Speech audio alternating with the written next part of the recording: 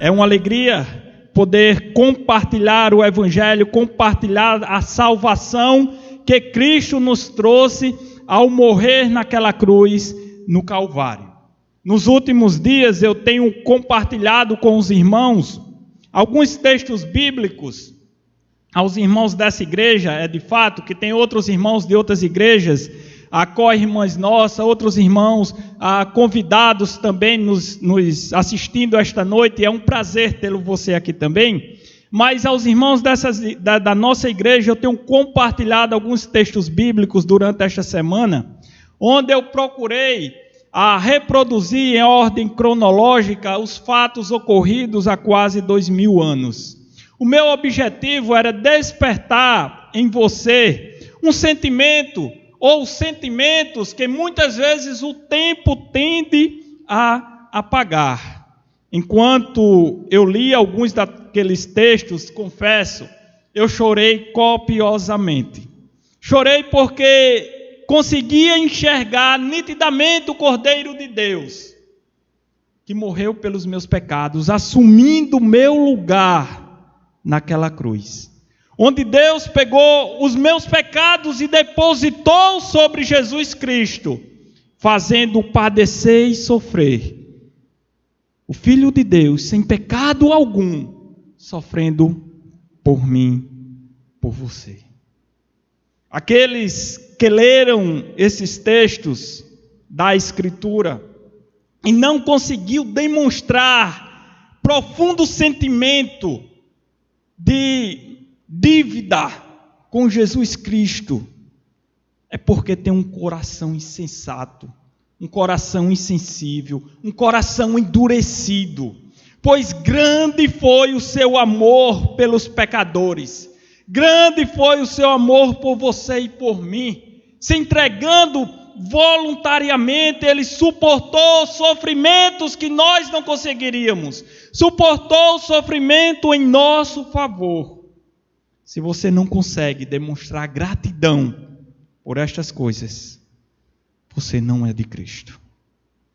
Neste domingo da ressurreição, em que lembramos a vitória do Senhor Jesus sobre a morte, em que regozijamos na ressurreição do nosso Salvador, eu quero te convidar a meditar comigo no seguinte tema, na seguinte mensagem: no Calvário, a tristeza se transformou em alegria. Nós lemos o texto de Mateus, mas eu quero também ler outro texto paralelo do Evangelho de João, no capítulo 19, versículos 17 e 18, onde a palavra de Deus nos diz: tomaram eles, pois, a Jesus, e ele próprio, carregando a sua cruz, saiu para o lugar chamado Calvário, Gólgota em hebraico, onde o crucificaram, e com ele outros dois, um de um lado, outro de outro, e Jesus no meio. Ó Pai amado, dirige os nossos corações e os nossos pensamentos esta noite, para relembrarmos e recordarmos aquele sacrifício, Senhor, que o Teu Filho fez por nós na cruz, mas também para recordarmos que Ele vive, que Ele está vivo, que a morte não foi capaz de o deter. Nos faz, Senhor, aprender mais da Tua palavra e valorizar tamanho sacrifício. Em nome de Jesus. Amém. Naquele dia, o caminho para o Calvário foi um caminho de confusão para os discípulos que ali seguiam a Jesus Cristo. A esperança que aqueles homens tinham em seu mestre se esvaía a cada passo que Jesus dava em direção aos portões de Jerusalém, em direção ao Monte Calvário. Aqueles que antes seguiam forte e confiadamente o seu mestre, agora contemplavam o Messias a caminhar rumo à crucificação. A sua esperança estava ficando cada vez mais distante. todo o ensinamento, tudo que Jesus falou para aqueles discípulos, todas as explicações dadas, dizendo que era necessário ele padecer, aquelas coisas pareciam ter sido em vão.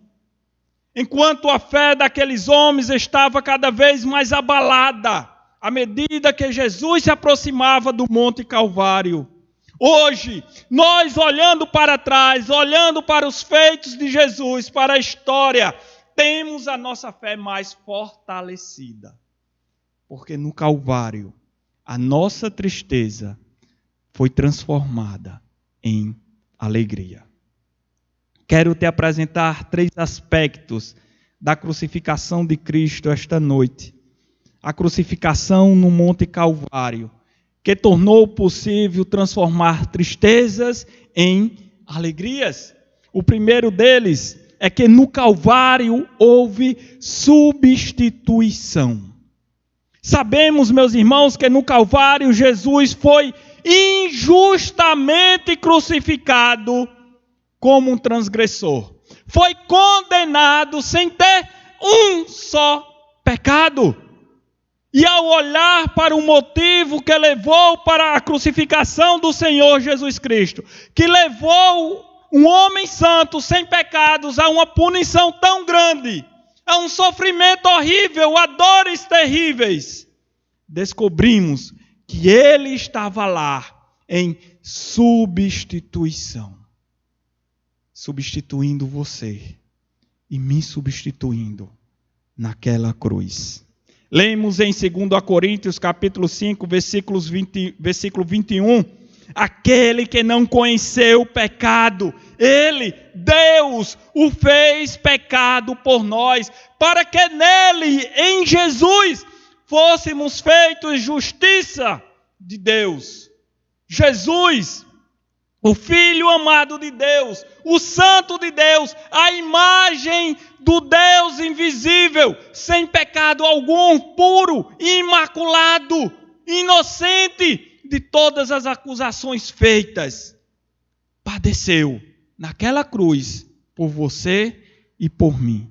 Padeceu por causa dos nossos pecados. Foi torturado no mais terrível instrumento de tortura que os romanos tinham à sua disposição, a cruz, por sua causa e por minha causa. Morreu para te substituir, para pagar pelos teus pecados. Foi pendurado entre o céu e a terra, como se não fosse digno nem de um, nem de outro, para que nós, tanto você como eu, não sofrêssemos a justa ira de Deus pelos nossos pecados. Ele foi a substituição, o sacrifício aceitável a Deus, para que você e eu não venhamos a ser condenados. Naquela cruz, o Filho de Deus recebeu sobre si todos os pecados daqueles que o buscam em fé. Ele pagou por todos os meus pecados, aqueles que eu já cometi e aqueles que ainda eu vou cometer. Pagou pelos seus pecados, pelos que vocês já cometeram e os que ainda hão de cometer. Ele foi a substituição, o sacrifício substitutivo, aceito pelo Pai, capaz de aplacar a sua ira, capaz de satisfazer a justa ira de Deus e assim nos reconciliar com Deus. Reconciliar o pecador arrependido que coloca sua fé em Cristo Jesus, no sacrifício feito no Calvário, com o Pai eterno.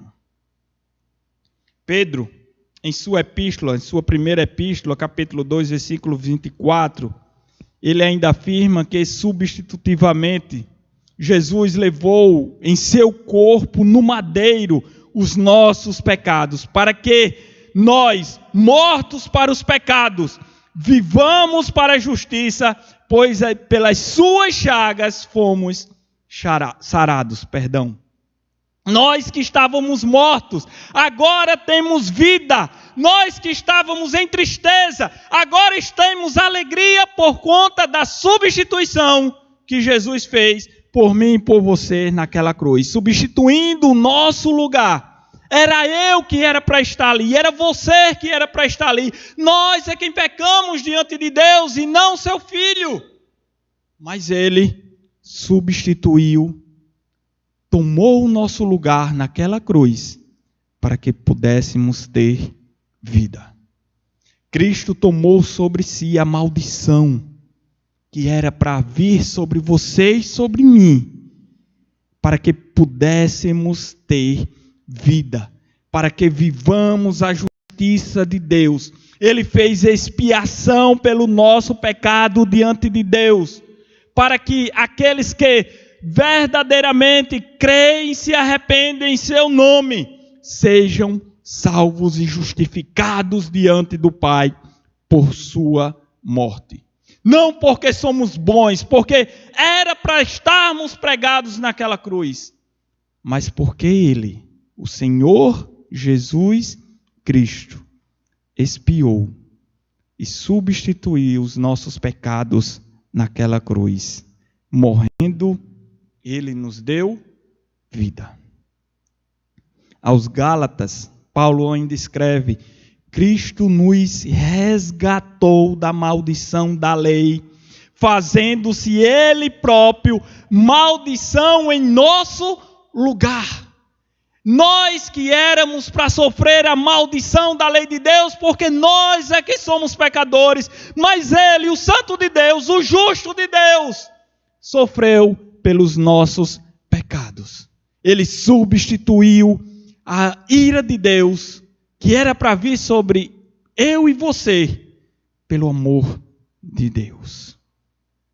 Ele foi transpassado pelas nossas transgressões e moído pelas nossas iniquidades. Não é que ele tinha pecado, mas foi o nosso pecado que o levou para a cruz. Mas o Senhor fez cair sobre ele a iniquidade de todos nós, afirma Isaías no capítulo 53, versículos 5 e 6. Era a nossa iniquidade que estava pesando ali sobre Jesus Cristo, que estava punindo o Filho de Deus. Os nossos pecados estavam ali sobre ele. Pedro ainda diz no capítulo 3, versículo 18, pois também Cristo morreu uma única vez pelos pecados, o justo pelos injustos, para conduzir-vos a Deus, morto sim na carne, mas vivificado no Espírito. O justo de Deus morreu pelos injustos, que somos nós. No Calvário, meus irmãos, a nossa tristeza foi transformada em alegria, quando Cristo nos substituiu e nos conduziu a Deus por seu sacrifício. O segundo aspecto da crucificação de Cristo que tornou possível esta transformação de tristezas em alegrias é que no Calvário houve separação. Nós lemos em Mateus, ainda há pouco com o irmão Carlos, também lemos agora em João que Jesus ele foi crucificado com malfeitores, com ladrões. Jesus estava no meio, crucificado entre dois ladrões, um à sua direita, outro à sua esquerda. No Calvário, houve separação de um pecador arrependido e um pecador não arrependido. No Calvário houve separação do pecador arrependido e dos seus pecados colocados sobre Cristo Jesus. Deixe-me explicar um pouco melhor cada uma destas separações. Quando conciliamos os evangelhos, os 4 evangelhos, nós temos uma riqueza de detalhes impressionante. Se você nunca fez esse exercício, eu te convido depois a fazer. Sabemos que Jesus ele foi crucificado no meio de 2 ladrões. Marcos diz para que se cumprisse uma profecia de Isaías, que entre os transgressores ele foi cotado, ou com melhor dizendo, o texto de Isaías não diz entre, mas ele diz com os transgressores ele foi cotado. Essa profecia, ela podia ter se cumprido, Jesus sendo crucificado de um lado e os dois ladrões, um no centro e o outro do outro lado. Não necessariamente para que ela se cumprisse, ela precisava ter Jesus no meio dos dois, porque diz o texto lá, com os transgressores. E ele estando ao lado, estaria com os transgressores. Mas nos chama a nossa atenção o fato de Jesus estar no meio daqueles dois homens. No meio de dois ladrões. Como se fosse um deles. Por quê? Colocaram Jesus no meio dos dois ladrões. Seria acaso? Eu acho melhor ele ficar no meio, colocar um do lado, outro de outro. Irmãos, isso aconteceu para nos mostrar que Deus, ele faz separação entre o pecador arrependido e o pecador não arrependido. Ele faz separação entre essas duas pessoas, entre esses dois grupos de pessoas. Porque naquele dia, quando Jesus se refere à sua segunda volta, ele diz: colocarei uns à minha direita e outros à esquerda. Separarei o joio do trigo. Separarei as ovelhas dos bodes. Vemos em todas as Escrituras que Deus faz separação de pecadores arrependidos, pecadores que confessam o Senhor Jesus Cristo, com aqueles que o negam e com aqueles que o rejeitam. E ali, no Calvário, essa representação estava com aqueles dois ladrões e o Senhor Jesus Cristo no meio deles. Esta separação que Deus faz, ela teve início no Calvário, com Cristo, separando pecadores arrependidos e não arrependidos. O Evangelho de Mateus, ele vai nos dizer que, a princípio, aqueles ladrões, eles blasfemavam de Jesus Cristo. Eles falavam de Jesus também, dizendo: desce daí se tu és o Filho de Deus. Salvou os outros e não consegue salvar a si mesmo. Confiou tanto em Deus, por que Deus não vem te tirar daí? Já já a gente volta para esse texto. Mas Lucas, ele diz que algo diferente aconteceu em um daqueles dois ladrões que estavam um à direita e outro à esquerda de Cristo. Alguma coisa aconteceu naquela tarde, que um daqueles homens, olhando para Cristo, viu algo diferente. Lucas capítulo 23, versículos 39 a 43 diz: um dos malfeitores crucificados blasfemava contra ele, dizendo: não és tu o Cristo? Salva-te a ti mesmo e nós também. Respondendo-lhe, porém, o outro repreendeu, dizendo: nem ao menos temes a Deus, estando sob igual sentença? Nós, na verdade, com justiça, porque recebemos o castigo que os nossos atos merecem. Mas este homem nenhum mal fez. E acrescentou: Jesus, lembra-te de mim quando estiveres ou quando vieres em teu reino. Jesus, olhando para aquele malfeitor arrependido, ele diz: em verdade te digo que hoje estarás comigo no paraíso. No Calvário, a cruz de Cristo fez separação entre o pecador arrependido e o pecador não arrependido. Hoje, a cruz de Cristo continua fazendo a mesma separação. Continua separando crentes e descrentes. Continua separando pecadores arrependidos de incrédulos. Ovelhas de bodes. O joio do trigo. quem você é. De que lado você está? Do lado do bode ou do lado das ovelhas? Do lado do joio, que será queimado, ou do lado do trigo?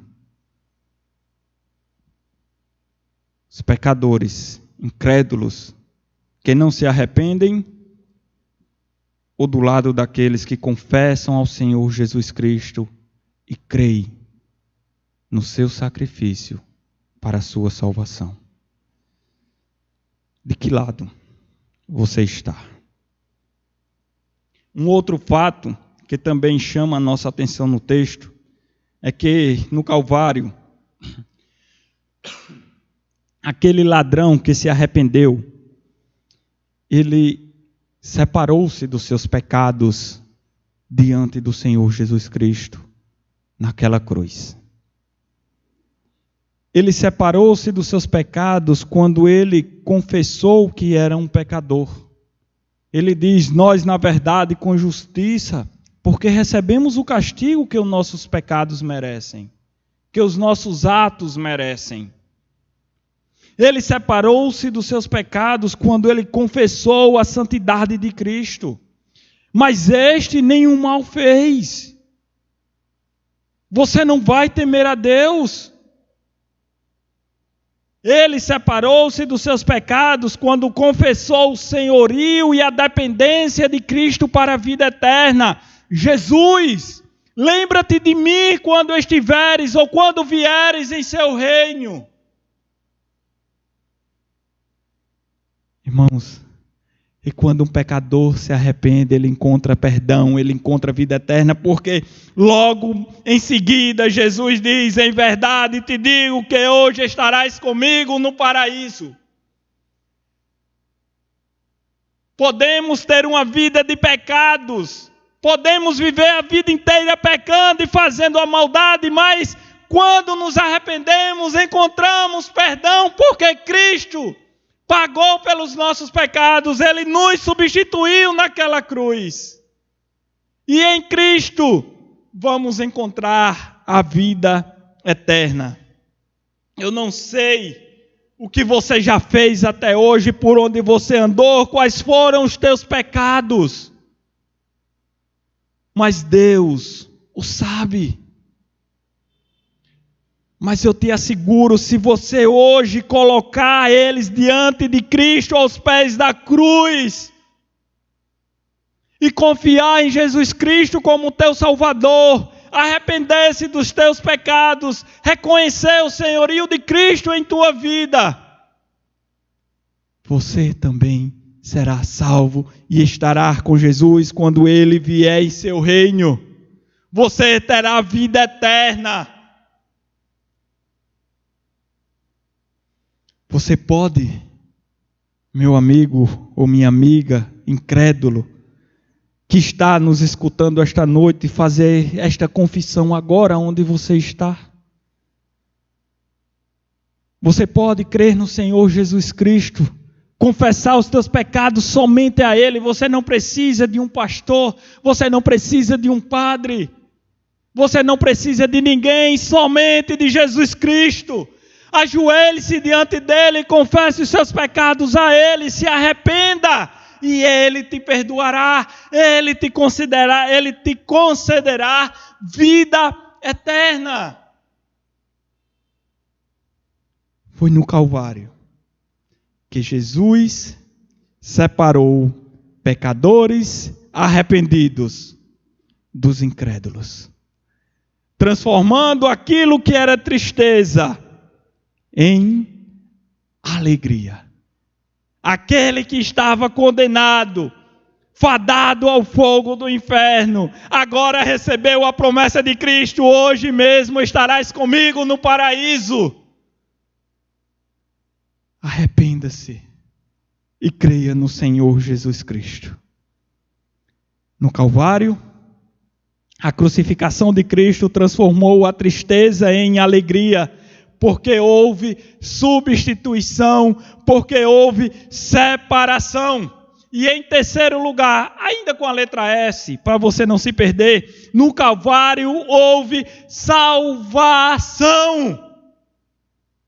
Cristo substituiu os nossos pecados, Cristo nos separou dos nossos pecados e Cristo nos salvou no Calvário. Os judeus e os sacerdotes, Pilatos, Satanás, todos contavam com a vitória sobre Jesus Cristo. Todos olhavam para o Filho de Deus na cruz e diziam uns aos outros: vencemos. Ele não é capaz de descer dali. Ele está pregado com cravos naquela cruz. Fomos vitoriosos. Nenhuma autoridade teria dado àqueles homens se não fosse concedida por Deus, disse o próprio Jesus Cristo.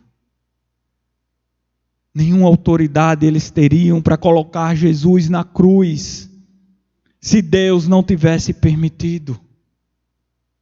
Eles achavam que tinham vencido, mas na verdade Deus, o triuno Deus, estava usando aqueles homens, aqueles principados, potestades, para condenar o seu filho. Sabe por quê?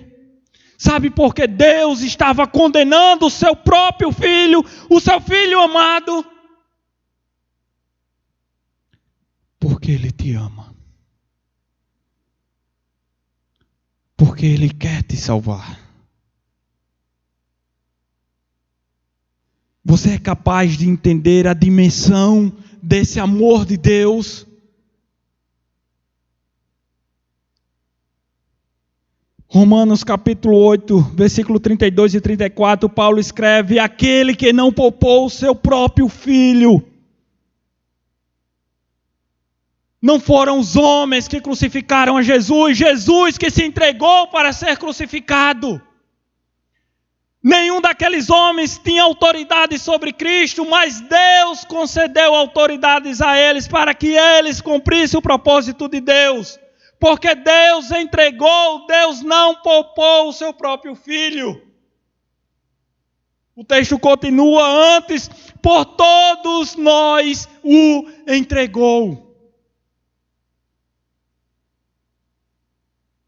Foi por amor que Cristo foi entregue àquela cruz. Aquele que não poupou o seu próprio filho, antes por todos nós o entregou, porventura não nos dará graciosamente com ele todas as coisas? Quem tentará acusações contra os eleitos de Deus? É Deus quem os justifica. Foi Deus quem fez a obra. Quem os condenará? É Cristo Jesus que morreu, ou antes quem ressuscitou, o qual está à direita de Deus e também intercede por nós. Quem nos condenará? Quem tentará acusações contra os eleitos de Deus? A pergunta é retórica: ninguém. Que palavras maravilhosas, meus irmãos. Quando a humanidade perdida precisou ser salva por um substituto sem pecado, o Deus do universo, o Deus triuno, não teve, ou melhor, não reteve, o seu mais precioso tesouro, aquilo que estava guardado dentro do seu coração. Antes, Ele o entregou à morte vergonhosa na cruz, por você e por mim. Você é capaz de entender a dimensão deste amor de Deus? Ele não poupou aquilo que era mais precioso, seu único filho, para nos salvar. Voltando para o texto que já foi lido no início, Mateus 27, versículos 39 ao 43, quero frisar esses versículos. É dito que os que iam passando blasfemavam dele, maneando a cabeça e dizendo: tu que destróis o santuário em 3 dias e o reedificas, é você mesmo que está aí nesta cruz, que é capaz de destruir o santuário e reedificar? Salva-te a ti mesmo, se és o Filho de Deus, e desça dessa cruz. De igual modo, continua o texto, os principais sacerdotes, como os escribas e anciãos, escarnecendo, diziam: salvou os outros, e a si mesmo não pode salvar-se. É rei de Israel? Desça da cruz e creremos nele. Confiou em Deus? Pois venha livrar-o agora, se de fato lhe quer bem, porque disse: sou filho de Deus. Blasfemavam, cuspiam, escarneciam de Jesus naquela cruz, pedindo para que ele descesse, e assim eles creriam em Cristo. Mas Jesus não foi capaz de descer. Ele não foi capaz de descer, não foi por falta de poder, porque poder ele tinha. Só bastava uma palavra, uma única palavra. Ele não foi capaz de descer porque ele precisava nos salvar. O Deus encarnado ouvia todas estas coisas naquela cruz, calado, por amor. Não poderia descer da cruz, porque ele precisava nos salvar. Você é capaz de entender esse amor? Alguém que entrega a sua própria vida para que nós tenhamos vida? O Deus Pai também não poderia tê-lo livrado. O Deus Pai não poderia ter tirado o seu filho daquela cruz, o seu filho amado, porque por amor ele tinha que sofrer, ele tinha que levar os nossos pecados, para que Deus pudesse aceitar este sacrifício, para que a ira de Deus pudesse ser extinta. A justa ira de Deus sobre os pecados e os pecadores não arrependidos, que agora confessam a Cristo, é apagada, é apaziguada pelo amor que Cristo demonstrou naquela cruz por você e por mim.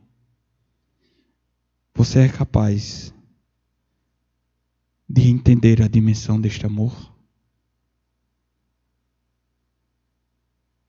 Aquele que não foi capaz de salvar a si mesmo, nos amava, e ali ficou, e tudo suportou para nos salvar. No Calvário, Cristo foi a prova do amor de Deus por você.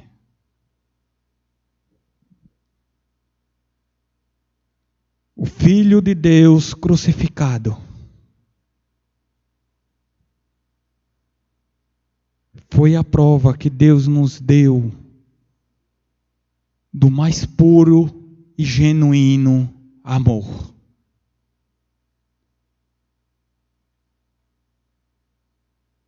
Como está escrito: mas Deus prova o seu próprio amor para conosco pelo fato de ter Cristo morrido por nós, sendo nós ainda pecadores. Que amor! Olhando para miseráveis, pobres, pecadores, destituídos e carentes da glória de Deus, O Deus Filho diz para o Pai: eu vou morrer por eles. Eles não conseguem se salvar. Eles são pecadores, eles não conseguem cumprir a lei. Eu vou descer e vou cumprir a tua lei, ó Pai, e vou pagar pelos pecados deles.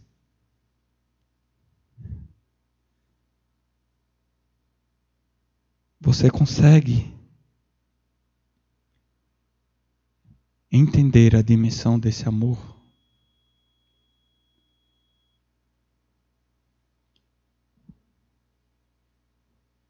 Um amor puro, genuíno. Um amor que sofreu pelos nossos pecados. Um amor que nos dá vida. Um amor que a morte não venceu. Como disse, todos pensaram que tinham vencido a Cristo. Mas ao terceiro dia, as mulheres, os discípulos foram naquele túmulo vazio. Viram com seus próprios olhos. A princípio não acreditaram. Jesus apareceu para eles e para elas.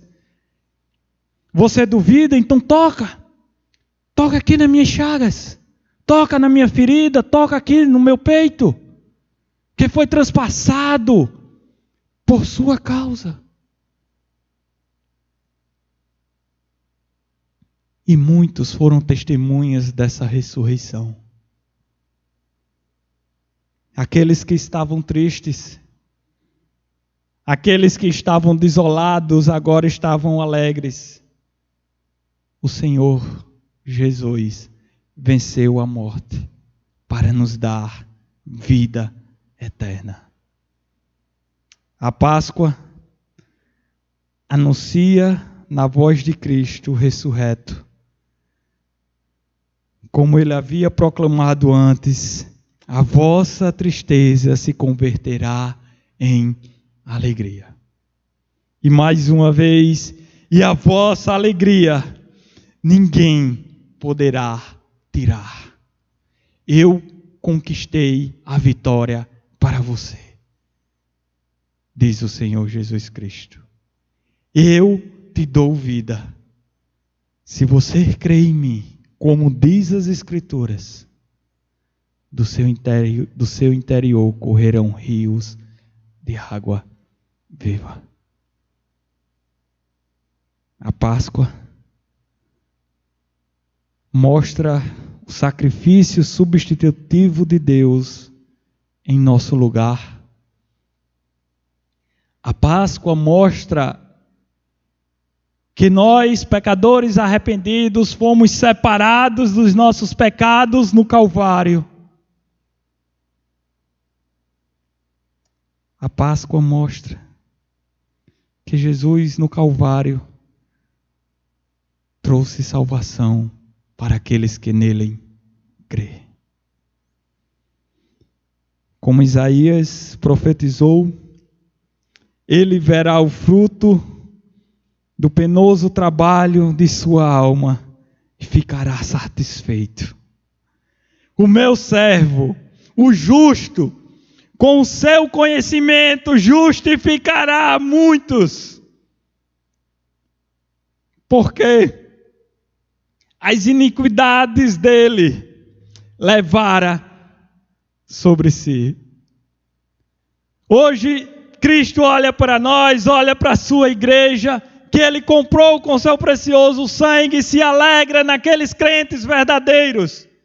Naqueles crentes que olham para as Escrituras e dizem: é nisto que eu creio.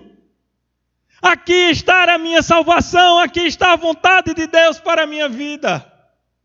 Eu vou seguir a Cristo, porque Ele foi o meu substituto naquela cruz. Porque Ele me separou dos pecados para Deus. Porque Ele trouxe salvação para mim. Hoje, lembre-se do sacrifício de Cristo por você naquela cruz. Recorde-se da sua vitória sobre a morte. Se você estava triste, alegre-se, porque Cristo venceu a morte. Ó Deus, obrigado, Senhor, por tua graça e misericórdia. Obrigado, Deus, pelo teu amor demonstrado naquela cruz, em ter enviado o seu Filho amado, aquilo que é precioso para ti, para morrer pelos nossos pecados. Quero pedir por aquelas pessoas que estão nos escutando esta noite, que ainda não te conhecem, mas que o teu Santo Espírito hoje falou aos seus corações, desvendando a tua verdade, desvendando a tua graça e glória em sua vida. E que hoje, Senhor, quer fazer uma decisão de seguir a Jesus Cristo, de entregar a sua vida para que tenha vida eterna. Eu te peço por estes, Senhor, que estão orando agora, arrependidos e confessos dos seus pecados. Recebe o Senhor como filho. Fala aos seus corações. Você já está comigo no paraíso. Ó Pai, te agradecemos pelo sacrifício de Cristo em nosso favor. Te louvamos pela graça de Deus, pelo amor derramado na cruz. Em nome de Jesus. Amém.